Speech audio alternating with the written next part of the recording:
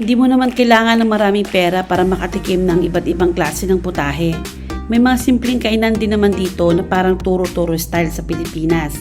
Yung iba nga ang dami ng serving, kaya manghihinayang ka talaga na iwanan siya. Siyempre, ano pang gagawin natin? I-shower natin yan, di ba? Di tayo pwede magsayang, no? Pwede pa yan pang breakfast. Kimayaman ka o hindi, dapat alam mong pahalagahan ng bawat sentimo na kinikita mo. Dahil hindi araw-araw ay may pera tayo. Nagbabalak na tumira dito sa Western Australia. Habang maaga, nandyan pa kayo sa Pilipinas, turuan nyo na ang mga anak nyo kung paano gumawa ng mga gawaing bahay. Alam nyo kung bakit? Dahil once na pupunta kayo rito, ang buhay nyo ay magbabago. Lalong-lalo na yung mga schedule nyo sa trabaho.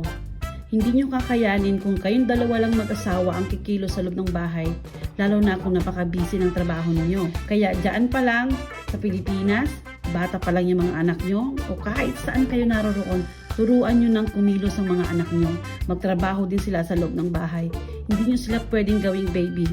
Dahil unang-una, kayo din mga magulang ang mahihirapan kung lahat ng mga anak nyo ay nakaasa lamang sa'yo, kahit sa pagluluto o sa paglilinis ng bahay. Isang paalala mula kay Prinsesang Pinay.